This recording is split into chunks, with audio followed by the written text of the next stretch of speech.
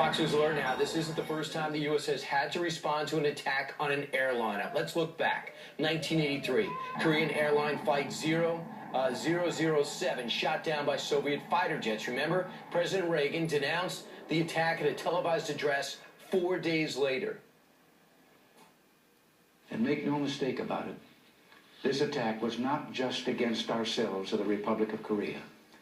This was the Soviet Union against the world and the moral precepts which guide human relations among people everywhere. It was an act of barbarism, born of a society which wantonly disregards individual rights and the value of human life and seeks constantly to expand and dominate other nations.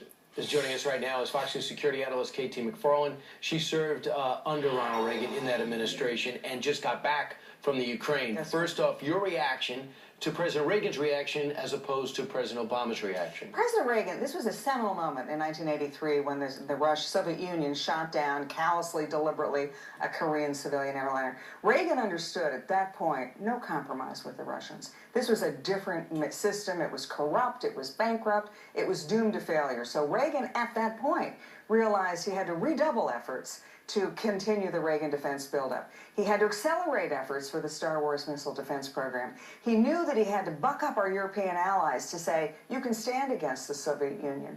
And he had to rally the American people around it. He realized that it was a long-term takedown. And 6 years later, Soviet Union collapsed. Right. Now, a lot of people say, listen, Russians are our allies now. It's not black and white, Cold War, good and bad. We're trying to get them into the world community. And after all, this is really a problem that's happening way away from us. They're absolutely wrong. I mean, Russia, if you listen to the speech that Vladimir Putin gave to the Russian people when they annexed Crimea just a few months ago, he stood in the Kremlin Grand Palace with hundreds of the top Russian leaders, and he said, the West robbed us, they stole from us, they deliberately betrayed us. For Vladimir Putin, there's not a compromise. We now understand, looking at this investigation in particular, that defense officials have told our own Jennifer Griffin there's no reason not to believe the intercepts that seem to reveal that it was a Russian separatist that shot down that passenger jet. How is Russia going to spin their way out of this? Okay, when I was in Ukraine, I met with the head of the intelligence and the defense ministries, and they said, look, you guys in the West, you don't understand. We've been invaded.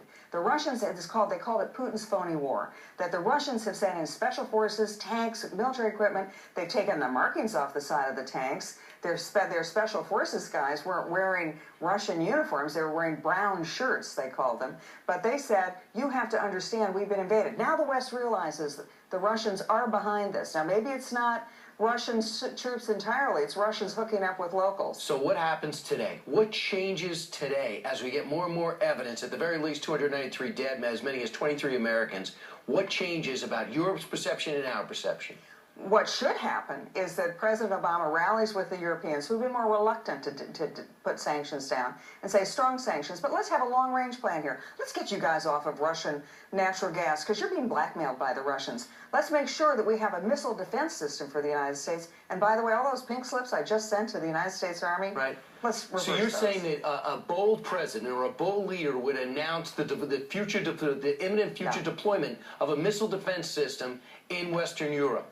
That was the one thing that drove the Russians nuts, and Obama gave it up for nothing. If we went back and said, guess what, game changer, we're now putting that missile defense system in Poland and the Czech Republic, that would get Vladimir Putin's attention. Hopefully the president really has got to be bolder today than he was yesterday, now that the fundraisers are over in the Hamptons in New York City.